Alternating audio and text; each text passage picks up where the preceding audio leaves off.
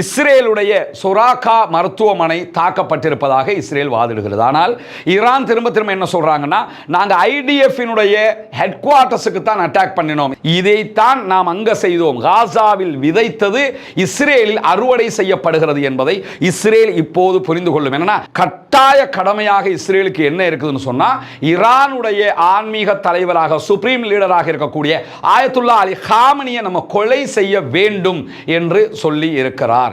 ஆயத்துல்லா அலி காமனி மேல கை வைத்தால் இப்பொழுது நீங்கள் படுவதை விட பல மடங்கு பட்டுக்கொள்வீர்கள் என்கிற செய்திகளை இன்றைக்கு ஈரான் மீண்டும் வலியுறுத்தி இருக்கக்கூடிய நேரத்தில் ஆயத்துல்லா அலி காமனி இன்றைக்கு ஒரு ட்வீட் பண்ணியிருக்கிறாரு.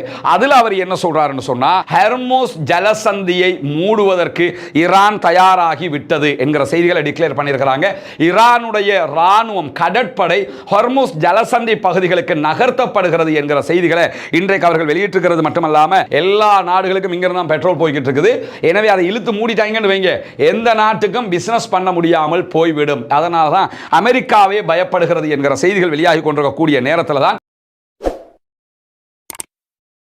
அன்பிற்கினிய சகோதர சகோதரிகளை, நம் அனைவர் மீதும் ஏக இறைவனுடைய அமைதியும் கருணையும் உண்டாகட்டுமாக என்கிற உயரிய பிரார்த்தனைகளோடு பாலஸ்தீனத்தினுடைய காசா பகுதிகளில் நடைபெற்று வரக்கூடிய இஸ்ரேலிய ஆக்கிரமிப்பு இராணுவத்தினுடைய தாக்குதல்கள் மற்றும் அங்கிருக்கக்கூடிய சகோதரர்களுடைய பதிலடி தாக்குதல்கள் தொடர்பான செய்திகளோடு இப்போதும் இஸ்ரேலுக்கும் ஈரானுக்கும் இடையிலான யுத்தத்தில் நிலைமை எப்படி இருக்கிறது என்கிற பல செய்திகளை இந்த வீடியோவில் நம்ம தெரிந்து கொள்ள இருக்கிறோம். நமக்கெல்லாம் தெரியும், ஒவ்வொரு நாளும் நடக்கக்கூடிய விவகாரங்களை தனித்தனி வீடியோக்களாக பல வீடியோக்கள் நம்முடைய ரஸ்மின் டாக்ஸ் என்கிற சேனல்லையும் ரஸ்மின் எம்எஸ்சி நியூஸ் என்கிற நம்முடைய 2 சேனல்களையும் வெளியிட்டு வருகிறோம். எனவே அதில் இணைந்து கொள்ளாத சகோதரர்கள் இணைந்து கொள்ளுங்கள், இந்த செய்திகளை பெற்றுக்கொள்கிற முகமாக. அதே நேரத்தில் நம்முடைய டெலிகிராம் சேனலில் நாளைய தினம் ஒரு வீடியோ வெளியிட இருக்கிறோம். என்னன்னா, ஈரானுடைய ஆயுத பலத்தினுடைய விவகாரங்கள்ல மிக முக்கியமானது ஈரானுடைய ஹைப்பர்சோனிக் ஏவுகணைகள். அந்த ஹைப்பர்சோனிக் ஏவுகணைகளையும் சிஜில் என்கிற வகையான ஒரு புது வகையான ஆயுதத்தை அவர்கள் அறிமுகப்படுத்தி இருக்கிறார்கள். நமக்கெல்லாம் தெரியும், சூரா ஃபீல் திருமறை குர்ஆனுடைய 105வது அத்தியாயம். இந்த அத்தியாயத்தில் அல்லாஹ் தஆலா ஒரு விவகாரத்தை சொல்லி காட்டுறான். அலம் தர கைஃப ஃபஅல ரப்புக பி அஸ்ஹாபில் ஃபீல், யானை படையோடு வந்தவர்களை உன்னுடைய இறைவன் எப்படி ஆக்கினான் என்பதை நபியே நீங்கள் பார்க்கவில்லையா என்று சொல்லி கேட்கிறான். அந்த அத்தியாயத்தில் அல்லாஹ் தஆலா சிஜ்ஜீல் சூடேற்றப்பட்ட கற்களை கொண்டு ஒரு பறவை கூட்டத்தை வைத்து அல்லாஹ் தஆலா யானை படையையும் ஆப்ரஹாவையும் அழித்தது தொடர்பாக பேசுகிறான். அந்த அத்தியாயம் அழகாக அந்த செய்திகளை சொல்கிறது. அது தஃசீராக பேச வேண்டிய ஒரு தனி விவகாரம். நேரம் கிடைக்கும் போது இந்த கேப்புக்குள்ள அது ஒரு தனி குர்ஆனுடைய விளக்க உரையாக பேச முடியும் என்றால் அதையும் நம்ம தனியான ஒரு வீடியோவை வெளியிடுறேன். அப்ப நீங்க பார்க்கலாம், அந்த யானை படை அழிக்கப்பட்டதும் அது தொடர்பாக நவீன ஆயுதங்களுடைய ஒரு முன்னேற்பாடு அல்லது இஸ்லாத்தினுடைய முன்னறிவிப்பு எப்படி இருக்கிறது என்பதையும் நம்ம புரிந்து கொள்ள முடியும். அதில் வரக்கூடிய இந்த சூடேற்றப்பட்ட கற்கள் சிஜ்ஜீல் இருக்குதா இல்லையா, இந்த சிஜ்ஜீலுடைய பெயர்ல ஈரான் ஒரு ஏவுகணையை செய்திருக்கிறது. அந்த ஏவுகணை ஒளியை விட வேகமாக போகக்கூடிய சூப்பர்சோனிக் வகையை சேர்ந்தது. அது எப்படி தாக்கும், என்ன விதமான ஆபத்துக்களை உண்டாக்கும் என்பது தொடர்பாக தனி வீடியோ ஒன்று பேசியிருக்கிறோம்.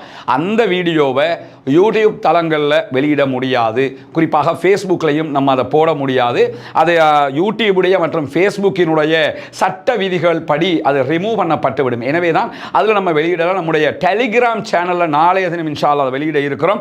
எனவே அதில் நீங்கள் பார்த்து கொள்ள முடியும். குறிப்பாக சகோதரர்கள், இந்த வீடியோவை ஃபேஸ்புக்லேயோ யூடியூப்லேயோ உங்களுடைய சேனல்களில் பதிவேற்றுவதை தவிர்த்து கொள்ளுங்கள். அப்படி பதிவேற்றினால் உங்கள் சேனல் ரெஸ்ட்ரிக்ஷன் பண்ணப்படுவதற்கு வாய்ப்பு இருக்கிறது, ஃபேஸ்புக் ரெஸ்ட்ரிக்ஷன் பண்ணப்படுவதற்கு வாய்ப்பு இருக்கிறது. அதற்கு நாங்கள் பொறுப்பு கிடையாது, அது அவர்களுடைய சட்ட விதியாக வைத்துக் கொண்டிருக்கிறார்கள்.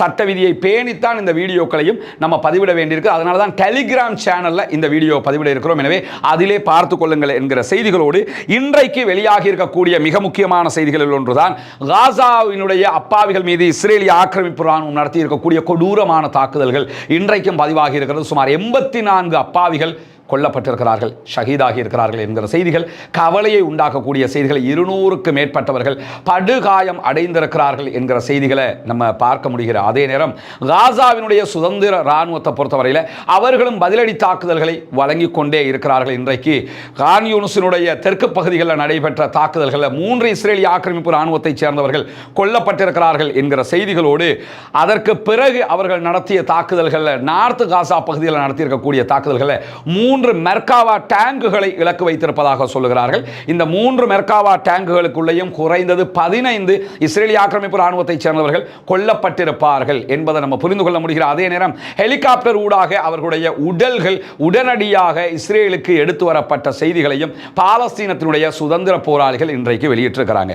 இப்படியான சூழல்ல தான் நமக்கெல்லாம் தெரியும், இன்றைக்கு இஸ்ரேல் மீது ஈரான் நடத்தியிருக்கக்கூடிய ஹைப்பர்சோனிக் ஏவுகணை தாக்குதல்களில் இஸ்ரேலுடைய சொராக்கா மருத்துவமனை தாக்கப்பட்டிருப்பதாக இஸ்ரேல் வாதிடுகிறது. ஆனால் ஈரான் திரும்ப திரும்ப என்ன சொல்றாங்கன்னா, நாங்க ஐடிஎஃப்-இனுடைய ஹெட் குவார்ட்டர்ஸுக்கு தான் அட்டாக் பண்ணினோம், இஸ்ரேலி டிஃபென்ஸ் போர்சஸினுடைய ஹெட் குவார்ட்டர்ஸ் தான் எங்களுடைய இலக்காக இருந்தது, அதற்கு அடித்த அடியில அதனுடைய அதிர்வலைகள் காரணமாக அருகில் இருந்த சுரேகா மருத்துவமனையும் பாதிக்கப்பட்டிருக்கிறது என்று ஈரான் சொல்கிறது. சொன்னதற்கு பிறகு இஸ்ரேல் விடுத்திருக்கக்கூடிய அறிக்கையில் என்ன சொல்றாங்கன்னு சொன்னா, மருத்துவமனைகளை குறிவைக்கும் அளவுக்கு மனிதநேயம் கெட்டுப்போய் இருப்பவர்கள் மீது நாங்கள் தாக்குதல் நடத்துவோம் என்று சொல்லி இஸ்ரேலுடைய ஜனாதிபதி திடீர்னு உபதேசம் எல்லாம் பண்ண ஆரம்பிச்சிருக்கிறாரு, பயான் எல்லாம் பண்ண ஆரம்பிச்சிருக்கிறாரு. அவங்க முதல்ல ஒரு விவகாரத்தை என்ன தெரிஞ்சுக்கிறோம்னா, இந்த புகைப்படத்தில் இருக்கக்கூடிய சில காட்சிகளை மட்டும் பாருங்க. இது அல் ஜசீரா வெளியிட்டிருக்கக்கூடிய இன்றைய ஒரு புகைப்படம். இதில் நீங்க பார்த்தீங்கன்னு சொன்னா, இந்தோனேஷியா ஹாஸ்பிட்டல் இங்க நார்த் காசாவில் இருந்தது. இந்தோனேஷியா மருத்துவமனை மொத்தமாக இஸ்ரேல் இதை அழித்து விட்டது. அதே நேரத்தில் இதே நார்த் காசாவில் இருந்த அல் அவுதா மருத்துவமனை மொத்தமாக இஸ்ரேல் இதை அழித்து விட்டது. அதே போன்று நாசர் ஹாஸ்பிட்டல், இது கான் யூனிஸ் பகுதிகளில் இருந்தது, தைர் அல் பலாவுக்கு கீழே கான் யூனிஸ் பகுதிகளில் இருந்தது. இந்த மருத்துவமனையும் மொத்தமாக இஸ்ரேல் அழித்து விட்டது. சொல்ல போனால் இந்த நாசர் ஹாஸ்பிட்டல்ங்கிறது சைல்டு சிறுவர்களுக்கான ஸ்பெஷல் ஹாஸ்பிட்டலாக பார்க்கப்பட்டது. இதில் தனிப்பிரிவு ஒன்று புற்றுநோய் நோயாளிகளுக்கான ஒரு பிரிவாக தனியாக இயங்கி வந்தது. இப்படி பலவிதமான சேவைகளை வழங்கிய நாசர் ஹாஸ்பிட்டல் மொத்தமாக அளிக்கப்பட்டிருக்கிற அதே நேரத்தில் யூரோப்பியன் ஹாஸ்பிட்டல், காசா ஹாஸ்பிட்டல் இருந்த இடத்தையும் மொத்தமாக அளித்து யூரோப்பியன் ஹாஸ்பிட்டல் மொத்தமாக அளிக்கப்பட்டிருக்கிறது. இப்படி இது 4 தான் நான் உங்களுக்கு காட்டுகிறேன், மிக மிக முக்கியமான 4 மருத்துவமனைகள். இது இல்லாமல் குதுஸ் மருத்துவமனை, அல் அக்ஸா மருத்துவமனை என்று மொத்தம் 36 மருத்துவமனைகளை அளித்த கர்ண கொடூரமான, ஒன்றுக்கும் உதவாத, மனிதநேயம் மருந்துக்கும் இல்லாத குரூப்பு இன்னைக்கு வந்து என்ன சொல்லுதுன்னா, மனிதநேயம் உள்ளவர்கள் மருத்துவமனை மீது தாக்கலாமா என்று இன்னைக்கு சட்டாம்பித்தனம் பேசிக் கொண்டிருக்கிறார்கள். அவங்க ஒன்று உணரணும், என்னன்னா இதைத்தான் நாம் அங்க செய்தோம், காசாவில் விதைத்தது இஸ்ரேலில் அறுவடை செய்யப்படுகிறது என்பதை இஸ்ரேல் இப்போது புரிந்து கொள்ளும். என்னன்னா, எங்கள்கிட்ட எவன்டா கேட்கறதுக்கு இருக்கிறான், எங்களுக்கு பக்கத்தில் அமெரிக்கா இருக்கிறான் என்று நினைச்சுக்கிட்டு இருந்தாங்க. அத்தனை மக்களுடைய பிரார்த்தனையை அல்லாஹு தாலா அங்கீகரிக்காமல் இல்லை. இன்றைக்கு நாம் கேட்ட பிரார்த்தனைகள் இஸ்ரேல் பற்றி எரிந்து கொண்டிருக்க. சாதாரணமாக நினைக்காதீங்க, இஸ்ரேல் மேலே விடக்கூடிய ஒவ்வொரு அடியும் தாறுமாறான அடியாக இருக்கிறது.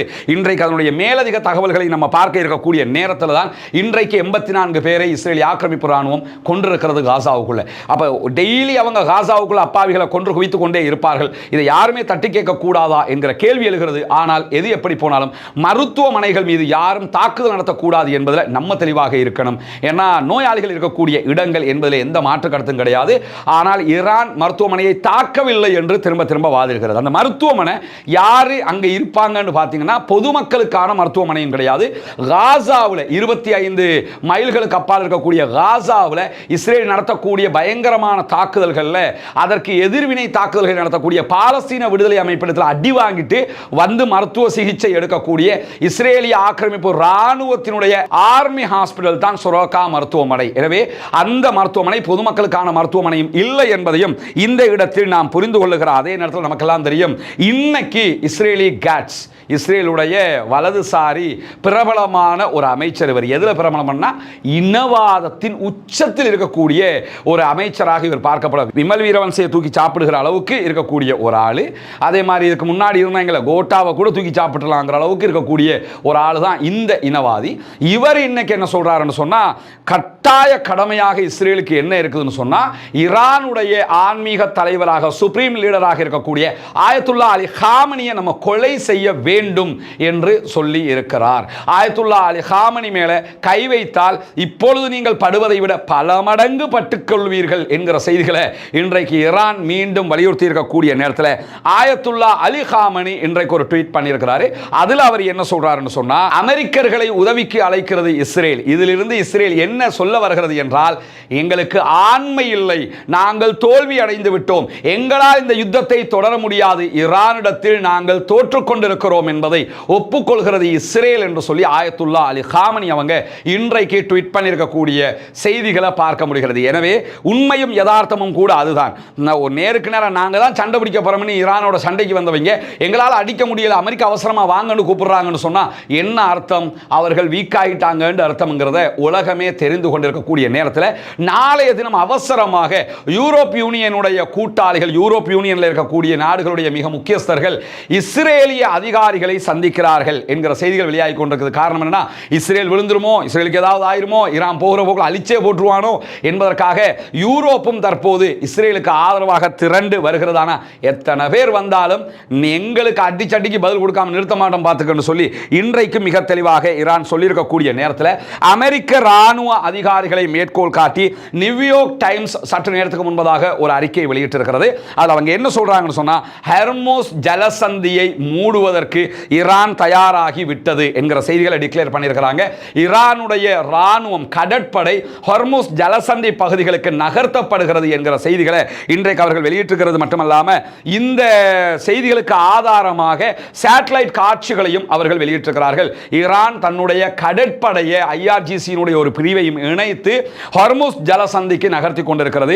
ஹெர்மோஸ் ஜலசந்தி என்றால் என்ன என்று சுருக்கமாக ஏற்கனவே நம்ம சொல்லியிருக்கிறோம். ஆனால் இது எப்படி நடக்க போகிறது, ஹெர்மோஸ் ஜலசந்தியினுடைய வரலாறு என்ன, எத்தனை தடவைகள் அமெரிக்கா ஏற்கனவே இப்படி அந்த இடத்துக்கு வந்திருக்கிறது, ஈரான் எப்படி தடுத்திருக்கிறது என்கிற விவரங்களை நாளைக்கு தனி ஒரு வீடியோவாகவும் நம்ம வெளியிடுவோம். ஆனால் சுருக்கமாக புரிந்து கொள்ளுங்கள், ஹெர்மோஸ் ஜலசந்திங்கிறது அரபு நாடுகளை இப்படி நீங்க எடுத்துக்கிட்டீங்கன்னு சொன்னா, அரபு நாட்டுகளுடைய ஒரு பகுதி செங்கடல் பார்டராக வந்து நிற்கும். அடுத்த பகுதியை நீங்க எடுத்துக்கிட்டீங்கன்னு சொன்னா பெர்ஷியன் வளைகுடாவுக்குள்ள வரும். பெர்ஷியன் வளைகுடாவில் ரைட் சைடு நம்ம நிக்கிற மாதிரி என்னன்னு பாத்தீங்கன்னா, ரைட் சைடுல எது இருக்கும்னு சொன்னா ஈரான் இருக்கும், லெஃப்ட் ஹேண்ட் சைடுல எது இருக்கும்னு சொன்னா Dubai, UAE, Qatar, Kuwait, Saudi அரேபியாவுடைய சில பகுதிகள், இப்படி எல்லா அரபு நாடுகளும் அந்த லிஸ்டுக்குள்ள தான் வரும். இந்த அரபு நாடுகளில் தயாரிக்கப்படக்கூடிய பெட்ரோலியம் சார்ந்த எல்பி கேஸ் போன்ற அனைத்துமே இந்த ஹெர்மோஸ் ஜலசந்தியால தான் வெளியே போகும். ஹெர்மோஸ் ஜலசந்தி தான் உலகத்தில் 1/3 மடங்கு பெட்ரோலிய தேவையை பூர்த்தி செய்கிறது. எல்லா நாடுகளுக்கும் இங்க இருந்தா பெட்ரோல் போய்கிட்டு இருக்குது. எனவே அதை இழுத்து மூடிட்டாங்கன்னு வைங்க, எந்த நாட்டுக்கும் பிசினஸ் பண்ண முடியாமல் போய்விடும். அதனால தான் அமெரிக்காவே பயப்படுகிறது என்கிற செய்திகள் வெளியாகி கொண்டிருக்கக்கூடிய நேரத்தில் தான் இன்றைக்கு ஈரான் இன்னொரு அறிக்கை வெளியிட்டிருக்கிறாங்க. எந்த ஒரு மூன்றாம் தரப்பினுடைய தலையீட்டுக்கும் நேரடியாக பதிலளிப்போம் என்று சொல்லியிருக்கிறார்கள். குறிப்பாக ஈரானுடைய உச்ச தேசிய பாதுகாப்பு கவுன்சில் வெளியிட்டிருக்கக்கூடிய அறிக்கையில் இந்த யுத்தத்தில் மூன்றாம் தரப்பாக அமெரிக்காவோ வேறு யாருமோ தலையிட்டார்கள் என்று சொன்னால் கண்டிப்பாக அவர்கள் மீது நாங்கள் தாக்குதல் நடத்துவோம் என்று சொல்லியிருக்கக்கூடிய நேரத்தில் இன்றைக்கு இன்னும் ஒரு முக்கியமான விவகாரம் நடைபெற்று வருகிறது. அது என்ன முக்கியமான விவகாரம்னா, அமெரிக்காவினுடைய ராணுவ பேஸ் உலகம் முழுவதும் பல நாடுகளில் இருக்கிறது. அதிலும் குறிப்பாக மத்திய கிழக்கில் மற்றும் 19 இடங்களில் இருக்கிறது.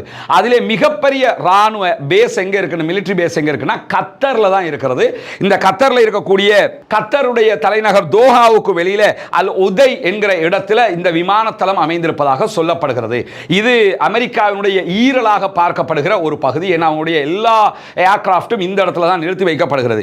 இந்த நேரத்தில் இன்றைக்கு வெளியாகி இருக்கக்கூடிய தகவல், நேற்றைய தினம் பிளானட் லேப்ஸ் பிபிசி எடுத்த ஒரு செயற்கைக்கோள் புகைப்படத்தை எல்லாம் ஆதாரம் காட்டி ஏபி பகுப்பாய்வு செய்து வெளியிட்டிருக்கக்கூடிய ஒரு தகவல், அசோசியேட்டட் பிரஸ் வெளியிட்டிருக்கக்கூடிய ஒரு தகவல் என்னன்னு சொன்னா, இந்த தோஹாவுக்கு வெளியில் இருக்கக்கூடிய உதை விமான நிலையம் அமெரிக்காவினுடைய பேஸ்ல இருந்து வலமையில சேட்டலைட்ல பார்த்தா நிறைய ரன்வேல நிறைய விமானங்கள் நிறுத்தி வைக்கப்பட்டிருக்கும். அதே போன்று ட்ரோன்கள், பெரிய பெரிய ட்ரோன்கள் எல்லாம் நிறுத்தி வைக்கப்பட்டிருக்கும். ஆனால் புதன்கிழமையில இருந்து, அதாவது நேற்றுல இருந்து மொத்தமாக இந்த விமானங்களை வெளியேற்றுகிற வேலையை அமெரிக்கா செய்து கொண்டிருக்கிறது. நமக்கே ஆச்சரியமா தான் இருக்குது. தலைவனுக்கே நிலைமை இப்படி ஆயிடுச்சே என்று சொல்லி யோசிக்க வேண்டியிருக்கு. என்னன்னா, நான் அடிச்சிருவேன், பிடிச்சிருவேன், தூக்கிடுவேன் இருந்தாங்க. இப்போ அமெரிக்காவே என்ன பண்றாங்கன்னா, ஆல்ரெடி இஸ்ரேல் அவர்களுடைய விமானங்களை எல்லாம் வெளிநாட்டுக்கு கொண்டு போயிட்டாங்க, அமெரிக்காவுக்கு எடுத்துட்டு போயிட்டாங்க. இப்போ அமெரிக்காவே கத்தாருடைய தளத்தில் இருக்கக்கூடிய அவர்களுடைய தாக்குதல் விமானங்கள், அதே போன்று அவர்களுடைய மற்ற விமானங்கள், சிவிலியன் விமானங்கள் எல்லாவற்றையும் நகர்த்துகிறார்கள் என்கிற செய்திகளை இன்றைக்கு அசோசியேட்டட் பிரஸ், இது அல் ஜசீரா வெளியிட்ட செய்தி கிடையாதுங்க, அசோசியேட்டட் பிரஸ்ஸே பிபிசியை மேற்கோள் காட்டி இந்த செய்தியை வெளியிட்டிருக்கிறது மட்டுமல்லாம அமெரிக்க ராணுவம் இந்த மாற்றத்தை மறுத்திருக்கிறது. இல்ல நாங்க அப்படியெல்லாம் பண்ணல என்று சொல்லியிருக்கிறாங்க. இங்க என்ன காமெடின்னு சொன்னா, இஸ்ரேலிய விமானங்களுக்கு பெட்ரோல் நிரப்புகிற விமானங்கள் வரைக்கும் யூரோப்புக்கு வருகிறது அமெரிக்காவில் இருந்து. இன்னும் அவங்க மிடில் ஈஸ்டுக்குள்ள நுழையலை. ஆனால் மிடில் ஈஸ்டில் தாக்குதலுக்கே வைக்கப்பட்டிருக்கக்கூடிய விமானங்களை எல்லாம் வெளிநாட்டுக்கு எடுத்துக்கிட்டு இருக்கிறாங்க, மற்ற விமானங்கள் எல்லாம் வெளிநாட்டுக்கு எடுத்துக்கிட்டு இருக்கிறாங்க என்கிற செய்தி வெளியாகுதுன்னா, இஸ்ரேலுக்கோடு இணைந்து ஈரான் மீது அமெரிக்கா தாக்குதலுக்கு நுழைந்தால் அமெரிக்காவினுடைய தளங்கள் மீது ஈரான் தாக்கும். அதிலே முதன்மை தளமாக இந்த உதை விமான நிலையம் இருக்கலாம் என்று நம்பப்படுகிறது. எனவேதான் அவர்கள் அங்கிருக்கக்கூடிய விமானங்களை அகற்றுவது மட்டுமல்லாமல் பஹ்ரைனில் இருக்கக்கூடிய அமெரிக்காவினுடைய கடற்படையினுடைய 5வது கடற்படை தளத்தில் இருந்த கப்பல்களும் அகற்றப்படுகிறது என்கிற செய்திகளை இன்றைக்கு அசோசியேட்டட் பிரஸ் நியூஸ் ஏஜென்சி வெளியிட்டிருக்கிறது நம்ம பார்க்கலாம். அமெரிக்காவே தன்னுடைய கப்பல்களை அகற்றுகிற நிலைக்கு தற்போது மாறி இருக்கிறது. காரணம் என்னன்னா, எப்போதும் இந்த அடி இவ்வளவு வலுவாக இருக்கும் என்று அவர்கள் நம்பவில்லை. அவ்வளவு உச்சமான வலுவாக தற்போது இந்த பதிலடிகள் கொடுக்கப்பட்டுக் கொண்டிருக்க போது கடந்த 24 மணி நேரங்களுக்குள்ளாக தஹரான் பகுதிகளில் ஜியோனிச மொசாடுக்கு ஆதரவாக பணிபுரிந்த 24க்கு மேற்பட்ட மொசாதினுடைய முகவர்கள் கையாட்கள் கைது செய்யப்பட்டிருக்கிறதாக தஹரான் அறிவித்திருக்கிறது. தொடர்ந்து உள்ள நிறைய பேரை இறக்கி விட்டுருக்கிறாங்க, உளவாளிகளை தட்டி தட்டி தூக்குறாங்க. அது இவ்வளவு ஒரு அகோரமான யுத்தம் நடக்கிற நேரத்தில் எப்படி இதெல்லாம் பண்றாங்கிறது ஒரு ஆச்சரியம் தான். ஆனால் அழகாக பண்ணிக்கிட்டு இருக்கிறாங்கிறத பார்க்க முடிகிறது. அதே நேரத்தில் மேற்கு ஆசியாவினுடைய தற்போதைய நிகழ்வுகள் தொடர்பாக இன்றைக்கு ஹூதிகளுடைய படைப்பிரிவும் ஒரு அறிக்கை வெளியிட்டிருக்கிறாங்க. அதில் பலஸ்தீனர்களை ஆதரிப்பதில் ஈரானுடைய வலுவான நிலைப்பாடு மேற்கு நாடுகளுக்கு கவலை கொடுத்து கொண்டிருக்கிறதுங்கிறாங்க. அதுவும் உண்மைதான். ஏன்னா பாலஸ்தீனத்துக்கு ஆதரவாக ஈரான் நிற்கிறதுனால வெஸ்ட் நாடுகளுக்கு ரொம்ப கவலையாக இருக்கிறது. இஸ்ரேல் ஒருபோதுமே இப்படியான உறுதியான பழிவாங்கலையோ அல்லது பதிலடியையோ எதிர்பார்க்கவில்லை. உலகம் முழுவதும் இருந்து துண்டு துண்டாக ஒருங்கிணைக்கப்பட்ட இஸ்ரேல் அமைப்புக்கு எந்த அடையாளமும் இல்லாமல் போய் கொண்டிருக்கிறது. அங்கங்க இருந்தவங்களை கொண்டு வந்து இஸ்ரேல் என்ற ஒரு நாட்டை உருவாக்கினாங்க, எந்த அடையாளமும் இல்லாமல் பண்ணிக்கிட்டு இருக்கிறாங்க. இஸ்ரேலால் இந்த தாக்குதல்களை தாங்க முடியாமல் இருக்கிறது. ஈரானுடைய வலுவான போர் திறனையும் நிபுணத்துவத்தையும் நம்பிக்கையையும் கண்டு இஸ்ரேல் ஆடி போய் இருக்கிறது என்கிற செய்திகளை இன்றைக்கு ஹூத்திகள் அறிவித்திருக்கக்கூடிய நேரத்தில் ஈரானுடைய பாதுகாவலர் சபை ஒரு அறிக்கை வெளியிட்டிருக்கிறாங்க. அதில் என்ன சொல்றாங்கன்னு சொன்னா, ஈரானுக்கு எதிரான எந்த ஒரு சிறு தவறும் கடுமையான பதிலடி கிடைக்கக்கூடிய வகையில் மாறிவிடும் என்று வாஷிங்டனுக்கு சொல்லிக் கொள்கிறோம் என்றும் சொல்லியிருக்கிறார்கள். எனவே தொடர்ந்து கடுமையான எச்சரிக்கைகளை அமெரிக்காவுக்கே விடுத்துக் கொண்டிருக்கிறது ஈரான் போது அவங்ககிட்ட இருக்கக்கூடிய அவங்க இதை பல ஆண்டுகளாக ப்ரிப்பேர் ஆகிருக்கிற மாதிரி தெரியுது. ஏன்னா வாய்ச்சவடால் விடுற மாதிரி தெரியல. ஏன்னா கொடுக்குற அடி அவ்வளவு அகோரமான அடியாக இருக்கு. இன்னைக்கு நம்முடைய ஃபேஸ்புக் தளத்தில் நம்ம சில போட்டோஸ்களை வெளியிட்டிருக்கிறோம், நம்முடைய டெலிகிராம் பக்கத்தில் நிறைய வீடியோக்களையும் புகைப்படங்களையும் போட்டுக்கிறோம். அதெல்லாம் பார்க்கும்போது இது இஸ்ரேலா, இப்படி இஸ்ரேல் அடி வாங்குதா என்று அத்தனை பேரும் ஏன் பெஞ்சமின் நெத்தனியாகுவே இப்போ யோசிச்சு கொண்டிருப்போம், நம்ம உண்மையிலே இஸ்ரேல் தானா இது அப்படின்னு யோசிக்கிற அளவுக்கு இப்பொழுது இஸ்ரேலை காசாவாக மாற்றிக் கொண்டிருக்கிறது ஈரான் என்கிற செய்திகளுக்கு மத்தியில் ஈரானுடைய வெளியுறவு அமைச்சர் அப்பாஸ் அராக்சி இன்றைக்கு ஒரு முக்கியமான அறிவித்தலை எடுத்திருக்கிறார். அதில் அவர் என்ன சொல்றாருன்னு சொன்னா, இன்றைய தாக்குதல்களை இஸ்ரேலுடைய ராணுவ கட்டளை மையம், கட்டுப்பாட்டு மையம், புலனாய்வு தலைமையகம் ஆகியவற்றை நாங்கள் தாக்கி அளித்திருக்கிறோம். IDF மேல அட்டாக் பண்ணதை சொல்றாரு. அதை தாண்டி இந்த குண்டுவெடிப்பு நடக்கும்போது சுரேகா மருத்துவமனை அருகில் இருந்தது. நாங்கள் மருத்துவமனையை நாங்கள் தாக்கலை. ஆனால் 25 மைலுக்கு அப்பால் இருக்கக்கூடிய காசாவினுடைய பல மருத்துவமனைகளை இவங்க தாக்கினாங்க. இவங்க எல்லாம் மருத்துவமனையை தாக்குறதை பற்றி பேசவே கூடாது என்று சொல்லி இன்றைக்கு மிக தெளிவாக அப்பாஸ் அராக்சி ஒரு பதிலடியை கொடுத்துவிட்டு எங்களுடைய மக்களுக்கு எதிரான பதிலடிகளுக்கு கட்டாயம் நாங்கள் பதிலடி தருவோம் என்பது அவரும் சொல்லியிருக்கிறார். அதே நேரத்தில் ஈரானுடைய ஏவுகணைகள் அதே போன்று ட்ரோன் தாக்குதல்களுடைய புதிய அலை 15வது வேவ ஈரான் ஆரம்பித்திருக்கு. இன்றைக்கு நைட்டுக்கும் பட்டாசு வெடிச்சத்தத்தை பார்க்க முடியும். தீபாவளி தான் இஸ்ரேலுக்குள்ள என்கிற மாதிரி இன்னைக்கு நைட்டுக்கும் நிறைய தாக்குதல்கள் இருக்கு. ஏன்னா இப்போ 15வது வேவ் அலை தாக்குதல்களை ஈரான் ஆரம்பித்திருக்கிற ஈரானுடைய புரட்சிகர படைப்பிரிவு IRGC வெளியிட்டிருக்கக்கூடிய அறிக்கையில் ஹைஃபா, டெல் அவிவ் ஆகிய இடங்களில் ராணுவ இலக்குகள் மீது ஒருங்கிணைந்த ஏவுகணை மற்றும் ட்ரோன் தாக்குதல்களை நடத்தி கொண்டிருக்கிறோம். புதிய அலை ஆரம்பிச்சிருக்கோம். அந்த பகுதியில் இருக்கக்கூடிய பொதுமக்கள் யாரும் இருக்காதீங்க, பொதுமக்கள் இலக்கு வைக்கப்படவில்லை. ஆனால் இந்த தாக்குதல்கள் நீங்கள் பாதிக்கப்பட்டதுக்கு நாங்கள் பொறுப்பும் கிடையாது என்று சொல்லிவிட்டு ஈரான்ல இருந்து சமீப நாட்களில் மிகப்பெரிய அலை தாக்குதல்கள் எங்கள் மீது வருகிறது என்று பகிரங்கமாக வெக்கத்தை விட்டு, மானத்தை விட்டு, ரோஷத்தை விட்டு, எல்லாத்தையும் விட்டு இனிமேலும் கெத்து காட்டி பலன் இல்லைன்னு சொல்லி இஸ்ரேல் இன்றைக்கு என்ன பண்ணியிருக்கிறாங்கன்னு கேட்டால், நாங்கள் இப்படியெல்லாம் வரும்னு எதிர்பார்க்கல அப்படின்னு சொல்லி ஒரு அறிக்கை வெளியிட்டிருக்காங்க. இதை தாடா திரும்ப திரும்ப சொன்னான், சீண்டாத சீண்டாத சீண்டாதன்னா கேட்டாங்களா? இப்போ என்னன்னா சொரிஞ்சு விட்டுவிட்டு இப்போ குத்துது குடையுதுண்டா சரிப்பட்டு வருமா? அந்த அளவுக்கு அடி விழுந்துகிட்டு இருக்கும் போது இன்றைக்கு இஸ்ரேலுடைய பாதுகாப்பு அதிகாரிகள் கூறியதாக இஸ்ரேலுடைய ஹயோம் செய்தித்தாள் இந்த செய்திகளை மேற்கோள் காட்டி சொல்லியிருக்கு. இஸ்ரேல் எதிர்பார்க்கவே இல்லை இப்படியெல்லாம் அடி விழும், அதுவும் ஹைப்பர்சோனிக் விழும் என்று சொல்லி அவங்க எதிர்பார்க்கவே இல்லை.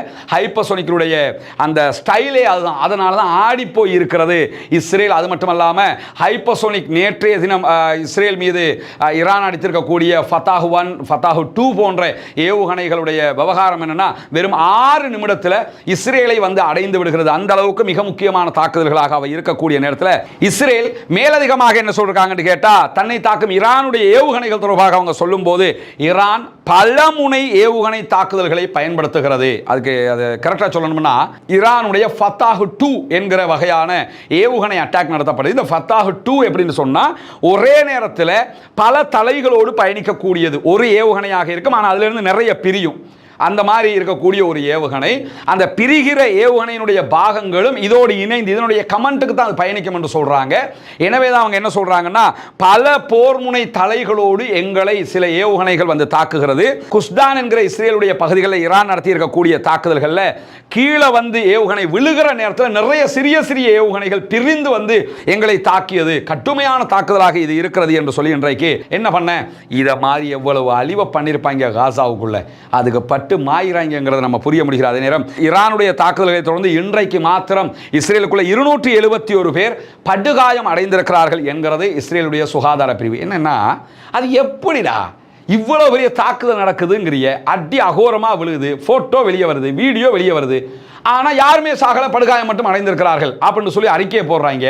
பிரதம மந்திரி வந்து என்ன சொல்றாருன்னா, கொத்து கொத்தாக கொலை செய்து கொண்டிருக்கிறீர்கள் இஸ்ரேலுக்குள்ள, இதற்கு நீங்கள் பெரிய விலை கொடுப்பீர்கள் அப்படிங்கிறாரு.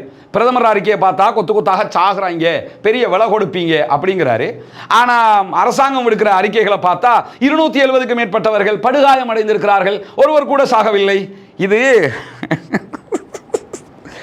எப்படி புரிஞ்சுக்கிறது? இஸ்ரேல் அதாவது மறைக்கணும் தான், எவ்வளவு முழு பூசணிக்காவை சோத்துக்குள்ள மறைக்கிறதா சொல்லுவாங்கல்ல, அது கூட பரவாயில்லை. இது அமெரிக்காவில் இருக்கக்கூடிய சுதந்திர சிலையை கொண்டு வந்து சோத்துக்குள்ள மறைக்கிற வேலை எல்லாம் சாத்தியமா?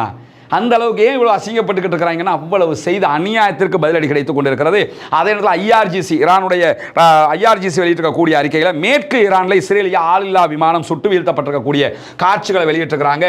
இந்த காட்சியை நீங்கள் பார்க்கலாம். இது மேற்கு ஈரான் பகுதிகளில் இஸ்ரேலுடைய ஆளில்லாத விமானம் சுட்டு வீழ்த்தப்பட்டிருக்கக்கூடிய காட்சி தான். அது நிறைய காட்சிகள் நம்ம இங்கே காட்ட முடியாது, நம்முடைய டெலிகிராம் சேனலில் போட்டுக்கிட்டு இருக்கிறோம். அதனால இஸ்ரேலும் இன்றைக்கு ஈரான் மீது படுபயங்கரமான தாக்குதல்களை நடத்தி இருக்கிறார். அதில் எந்த விதிவிலக்கும் கிடையாது, மாற்றமும் கிடையாது. நம்முடைய டெலிகிராம் சேனல் ஒரு வீடியோ போட்டிருக்கிறோம். இஸ்ரேல் ஈரானுடைய ஒரு அணுமின் நிலையத்தின் மீது தாக்குதல் நடத்தி இருக்கிறது. அந்த அணுமின் நிலையம் கடுமையான சேதத்துக்குள்ளாகி இருக்கு. ஆனால் அதிலிருந்து கதிர்வீச்சுக்கள் எதுவும் இல்லை என்று சொல்லப்படுகிறது. தற்போதும் அது பற்றி எறியக்கூடிய காட்சிகளை நம்மளே நம்முடைய டெலிகிராம் சேனலில் வெளியிட்டிருக்கிறோம். இதில் காய்தல் ஊத்தல் எதுவும் கிடையாது. இவங்க வாங்குற அடியை நம்ம சொல்லிக்கிட்டு இருக்கிறோம், அவங்க வாங்குற அடியை சொல்லிக்கிட்டு இருக்கிறோம். இதில் இஸ்ரேல் தன்னை பெரிய ஜாம்பவானா காட்டிக்கிட்டு இப்போ வாங்கி கட்டுறது தான் இங்கே இருக்கக்கூடிய சுவாரஸ்யமான விவகாரமாக இருக்கிறது. ஈரானை அழிச்சிருவோம் அது வேற விஷயம். ஆனால் இஸ்ரேல் இவ்வளவு அடி வாங்க முடியும் யாருமே எதிர்பார்க்கல. அதனால தான் அவர்களுடைய செய்தி அதிகமாக இருக்கிறது. மேற்கு ஈரானுடைய லோரஸ்தான் மாகாணத்தில் இருக்கக்கூடிய ஒரு தளத்தின் மீது இஸ்ரேல் இன்றைக்கு தாக்குதல் நடத்தியதில் 6 ஈரானுடைய இராணுவத்தைச் சேர்ந்தவர்கள் கொல்லப்பட்டிருக்கிறார்கள் என்று சொல்லி சற்று நேரத்துக்கு முன்பதாக ஈரானுடைய அபிஷியல் ஊடகமே இன்றைக்கு செய்தி வெளியிட்டிருக்கிறார். அதே நேரத்தில் ஈரானில் இருக்கக்கூடிய அணுசக்தி நிலையங்கள் மீது இன்றைக்கு குண்டு தாக்குதல்களை இஸ்ரேல் நடத்தியிருக்கிறது. குறிப்பாக புஷேர், இஸ்பஹான், நடான்ஸ் பகுதிகளில் இருக்கக்கூடிய அணு நிலையங்கள் மீது இன்றைக்கு தாக்குதல்களை நடத்தி இருக்கிறார்கள். இதை தாண்டி தொடர்ந்து இஸ்ரேல் மீது ஹைப்பர்சோனிக் ஏவுகணை தாக்குதல்களை நாங்கள் நடத்துவோம் என்று சொல்லியிருக்கிறாங்க. ஹைப்பர்சோனிக்கை பற்றி இன்னொரு விவகாரம் என்னன்னு சொன்னால், இந்த ஹைப்பர்சோனிக் ஏவுகணைகள்ங்கிறது உலகத்தில் ஒரு சில நாடுகள்கிட்ட மட்டும்தான் இருக்குது. அதிலையும் குறிப்பாக இது எப்பெல்லாம் பயன்படுத்தப்பட்டிருக்குதுங்கிறத பார்த்தீங்கன்னா, இப்போ அண்மையில் இந்தியாவுக்கும் பாகிஸ்தானுக்கும் இடையில் ஓர் நடந்ததா இல்லையா? அந்த ஓரில் இந்தியாவுக்காக ரஷ்யாவில் தயாரிக்கப்படக்கூடிய அந்த ஏவுகணை தடுப்பு மெத்தட் S-400 என்று சொல்லக்கூடிய அந்த மெத்தடை பாகிஸ்தான் அடிக்கும் போது எப்படி அடித்ததாக சொன்னாங்கன்னு சொன்னால், அவங்கள்ட்ட இருக்கக்கூடிய ஹைப்பர்சோனிக் மிசைல் மூலமாகத்தான் அடித்ததாக சொன்னாங்க. அது சம்பந்தமாக இந்தியா எந்த கருத்துக்களையும் அப்போது வெளியிட்டிருக்கவில்லை. அதே நேரத்தில் உக்ரைன் மீது ஹைப்பர்சோனிக் ஏவுகணை தாக்குதல்களை நடத்தியிருப்பதாக அண்மையில் ரஷ்யா அறிவித்திருந்தது. அதை தாண்டி நீங்கள் பார்த்தீங்கன்னா இப்பொழுது யுத்தம் என்று வந்து முதல் தடவையாக ஹைப்பர்சோனிக் ஏவுகணைகளை பயன்படுத்தக்கூடிய ஒரு நாடாக ஈரான் இருக்குது. அதுவும் ஆயிரக்கணக்கான ஹைப்பர்சோனிக் அவங்க வச்சுக்கிட்டு இருக்கிறதா சொல்லப்படுது. எந்த நாட்டிலையுமே இப்படி இல்லை என்று நம்பப்படுகிறது. அதே நேரத்தில் இதை தாண்டி Russia, Pakistan, Australia, England, Brazil, France, German, Japan, வடகொரியா, தென்கொரியா ஆகிய நாடுகள் இந்த வகையான மிசைல்களை வைத்துக் கொண்டிருப்பதாக சொல்லப்படுகிற நேரத்தில் இதை தாண்டி இருக்கக்கூடிய ஒரு முக்கியமான செய்தி என்னன்னு சொன்னா, ஐரோப்பிய ஒன்றியம் இந்த ஹைப்பர்சோனிக் மிசைலை தடுக்கிற ஒரு யுக்தியை கண்டறிவதற்கான ஏற்பாடுகளை செய்து கொண்டிருக்கிறது என்கிற அறிவித்தலையும் அவங்க தொடர்ந்து விடுத்து வர்றாங்க. காரணம் என்னன்னு சொன்னா, ஹைப்பர்சோனிக்கா தடுக்க முடியாமல் இருக்கிறதுக்கு அதுக்கு இன்னொரு காரணம் என்னன்னா, இந்த ஹைப்பர்சோனிக் பூமியில இருந்து கிளம்பிடுச்சுன்னு சொன்னா நம்ம பார்க்கிற இந்த வளிமண்டலத்தை விட்டு வெளியே போயிடும். வளிமண்டலத்துக்குள்ள இருக்கிற வரைக்கும் தான் அதை கண்ட்ரோல் பண்ணுகிற திறனை இவங்க கண்டுபிடித்து வைத்துக் கொண்டிருக்கிறார்கள்.